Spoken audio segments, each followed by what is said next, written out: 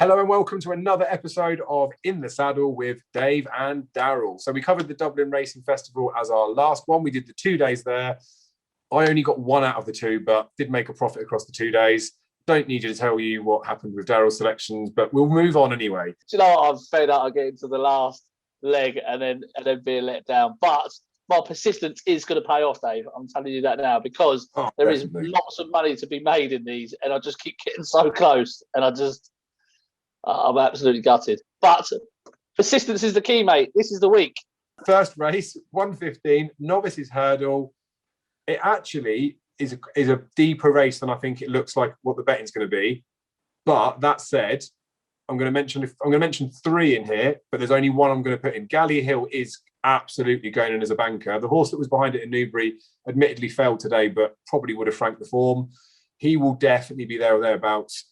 The two that I'm going to mention that they're not going in, but the Olympian for Alan King, now sold to JP McManus, they've held that back from a long time from when it ran on the flat, was in Alan King's ownership. And the fact they've sold it to JP makes me think this horse is going to be fairly useful.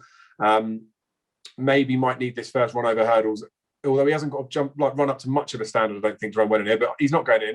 And Earl Biffy Biffin, right? This horse on the tissue price is 50-1, which is absolutely absurd. And it is very punty, but I know they quite like this horse. He's had issues. He almost got taken out in a bumper. Some horse just tried to run into him.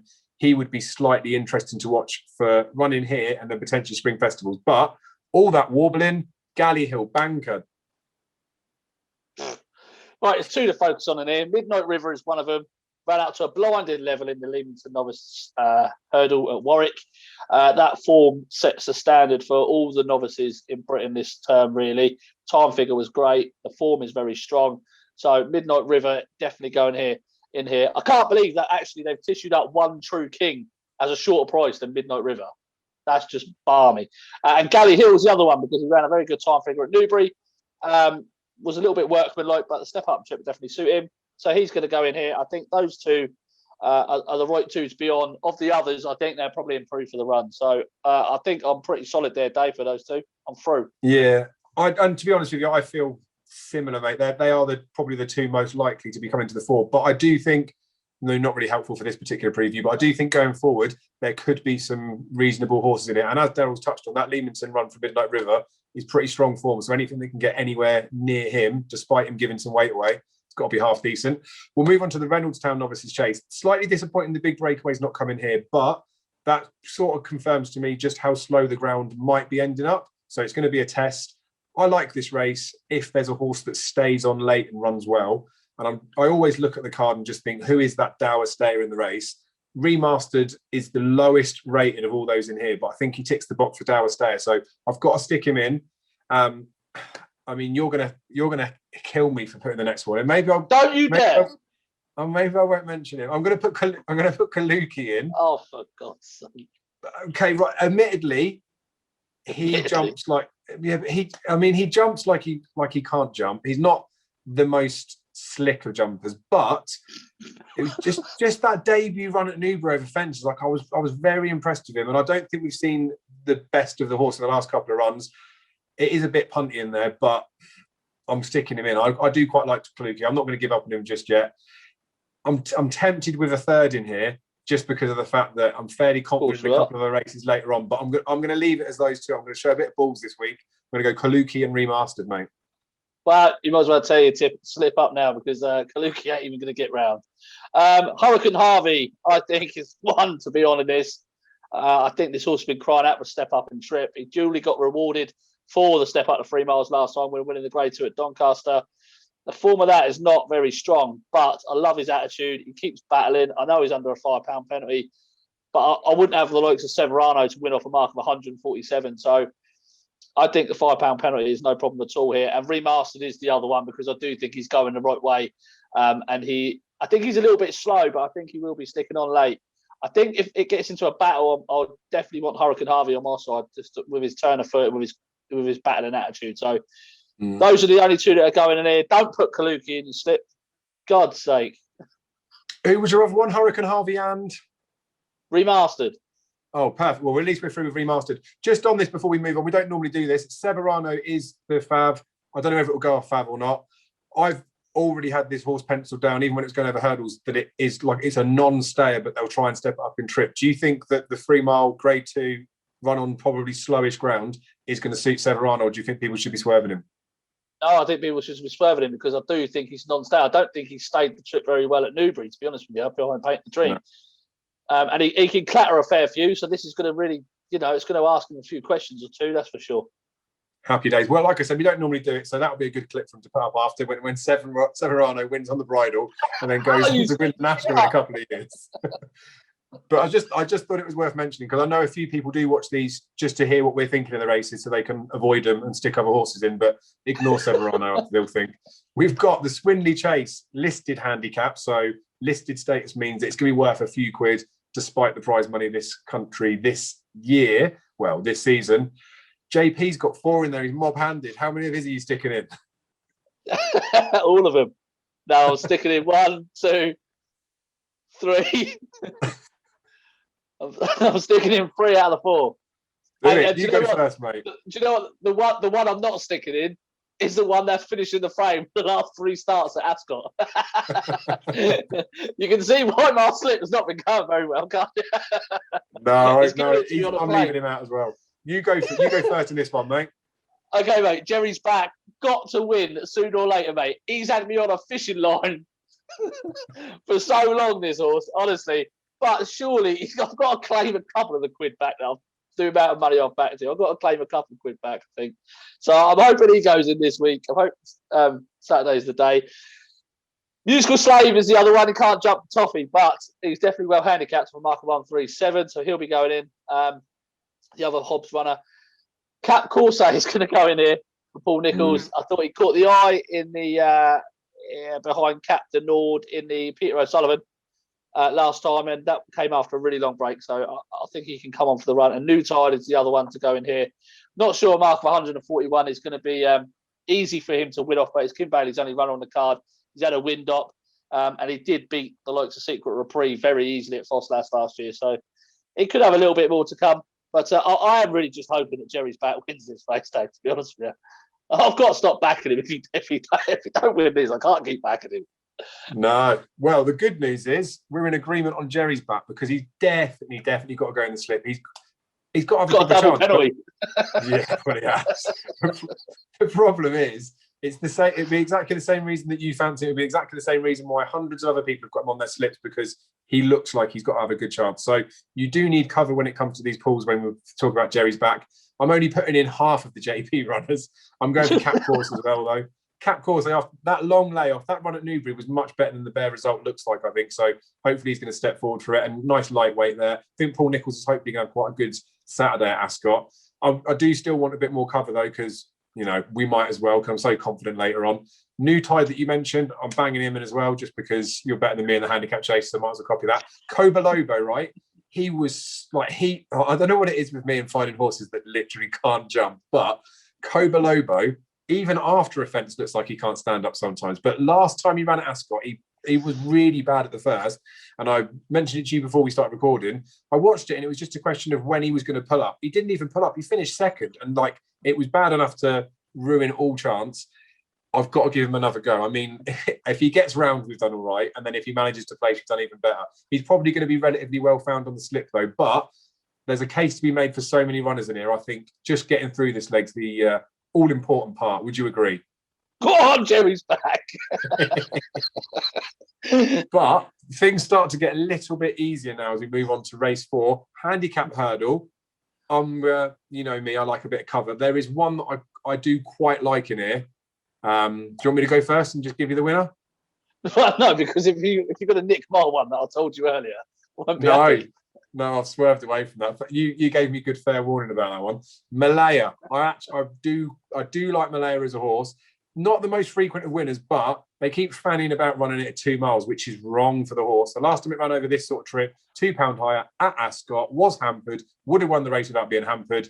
Thank you. And because they've got Surname in the race after, quick fire double for the owners, isn't it? Do him a little favour. So Malaya definitely goes in. Gladiator Allen I'm putting in because I think improving 5-year-old, I think he could be better than 131. Whether he's already better than 131 is up for debate. Kid Commando's going in. Windop, bit of a break.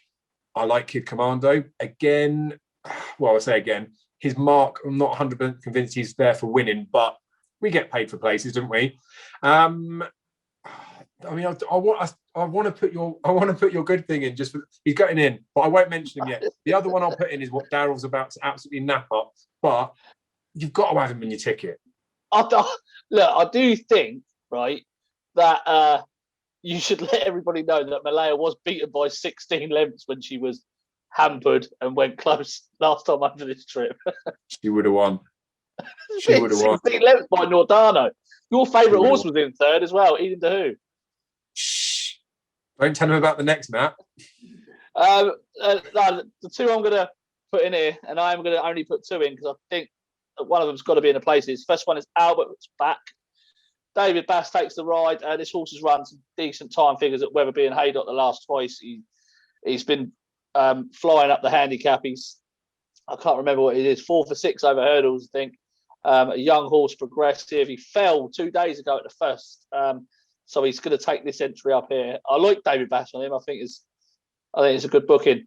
And the other one is Pylon for Philip Hobbs. Gets a very good mention because he's had 2 terrible chase starts this term. Beaten 68 levels and then pulled up. He's shown absolutely nothing. But that scrap, that's gone out the window. He's back over hurdles. The last time he ran over hurdles, he beaten a short head in the Martin Pipe by Indefatigable off a £5 lower mark of 138. That was his handicap debut. This would only be his second start over hurdles in handicaps. And he could just spark a little bit back to life. And we must remember that it wasn't long ago that he was only beaten by Chantry House by 4 lengths at Cheltenham. Chantry House obviously went on to run extremely well in the Supreme Novice. So marker 143 could look lenient. Those are the two I'm going to side with out of the whole field. So how many places we got in this race, Dave? 16 runners, so they're bound to pull one out, aren't they? So it'll probably be three places up for grabs in the end. Right, no, I'm happy with the two there. I'm happy with the two, honestly. Well, Albert's Back, I will be adding onto the slip as well. So if the graphic people want to stick him in, I agree with Daryl. Like the Book and the Bass, the recent fall, he looks too big a price. He'll be carrying 2 fewer units, I think. My only comment on Pylon is, did you say he's been beat 68 in the last 2 chase runs?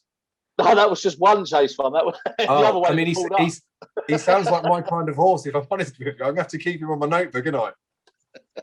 He's got a better chance than Malaya. Should we have a match there? Right.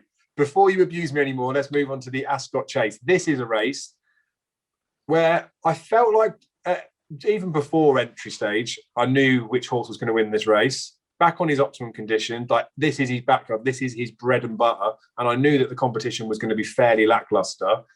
I'm genuinely terrified of the fact they've had to put cheek pieces back on Surname, but Surname is going in. He was going to be like absolute banker for the weekend, but like I say, it's just that little bit, like it shouldn't be too much of a worry. I am going to put in some cover in here, and I'm going to put the rank outsider. Riders in the Storm, took the race last year, hasn't been very good this season. Like you'd have to completely ignore those runs. But maybe if this race turns into a bit of a scrap with lots of pace and stuff in there and Surname goes off too stupidly fast, maybe it could suit Riders on the Storm. So I think Surname should be absolutely bolting up in here, but I'm worried about him. I think he's more of a head case than I am. Yeah, I'm going to leave him out, mate. I'm going to go for his stablemate, Master Tommy Tucker. Just before we go on to this, actually, this is why Jerry's Back should be winning, Dave, because the 2 horses that finished in front of him on his seasonal return at Ascot last time were Dashel Drasher and Benny's King, and they're both running in a Grade 1.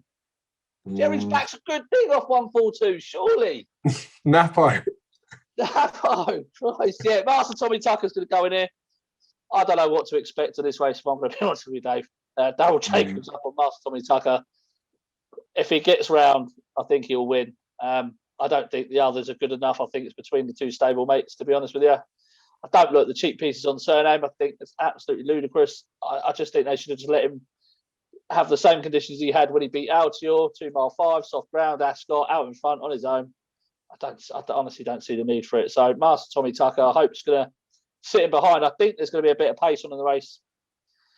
I'm going to stick just Master Tommy Tucker in and bank a Master Tommy Tucker over Surname. Yeah, I am. I just think Surname's going to carry so many units, and I just don't.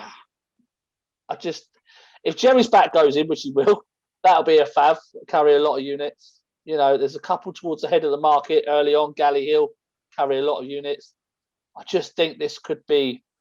I think Surname is just as likely to pull up as he is to absolutely bowl along and tear him to bits. But I'm going to just take a chance that he pulls up and they go back to the drawing board with him. And Master Tommy Tucker picks up the pieces, bank material. Yeah, fair enough, mate. The thing with Surname is, it's again, although Colossus, we're talking about units in the pool, it still comes down to a price point with it. Surname will be carrying probably 75% of the units in this race. And like I say, in his backyard, all those known forms, like it makes sense for him to be the most likely winner of the race. But it is just that change of cheek pieces. We get these types of quirky horses that are clearly full of loads of ability, but if they're having to do something different with him, that suggests that he isn't the same horse as he has been coming into these races prior. So we'll probably eat our words, won't he? So that's two that have absolutely bolted up that they're going to have to crop it in. They Severano and Surnames, the Saturday super double, isn't it? Anyway, we're into the final leg, I hope. So let's not spend too much time on this because it could be all for nothing. I've got this down to, you know what?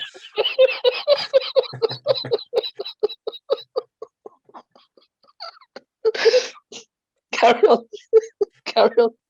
Right, I've got this race, the sixth and final leg.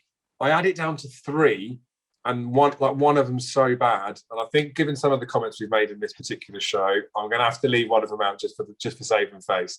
But Flight Deck, I think, has got a proper chance in here.